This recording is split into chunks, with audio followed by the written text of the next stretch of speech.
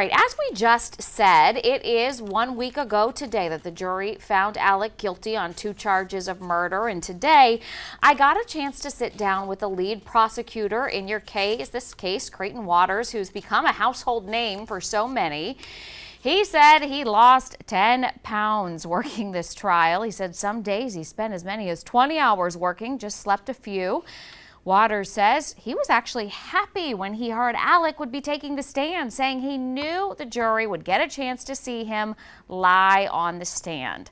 I also asked him which evidence he thought would hit home with the jury.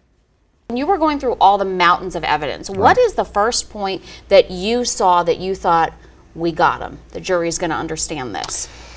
The blackout that was used to kill Maggie was a family weapon. The cases that were found around her body matched weathered cases found at other places of the property.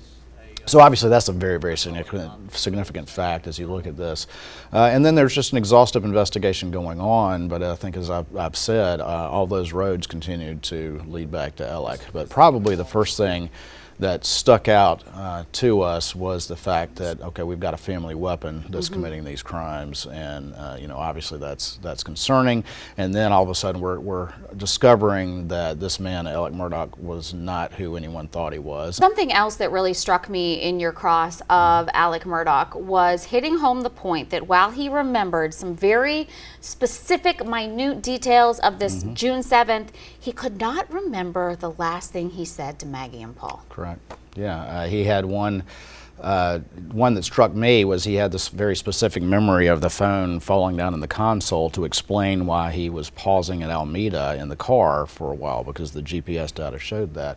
And that one just kind of stuck out to me, that he could remember that very specific thing from that night, but couldn't remember his last conversation with his wife and son. He couldn't remember what he was doing during 9:02 to 9:06 when he's not only making multiple phone calls, but his phone shows more steps than it had shown all day. He's an extremely busy guy there. I think that's when I asked him, were you on a treadmill, were you doing jumping jacks and that sort of thing, which was a kind of a light moment, but the point was valid. I mean, his phone just fired up and became active, and I think that was very telling to the jury, and clearly showed what we argued to the jury, that he left his phone at the house intentionally.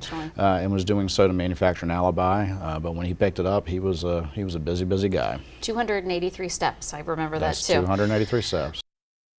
Well, Waters went on to say that there are already 99 other white-collar indictments, he calls them, that he will be working on. He says they also are going to look at other possible cases, but wouldn't elaborate. So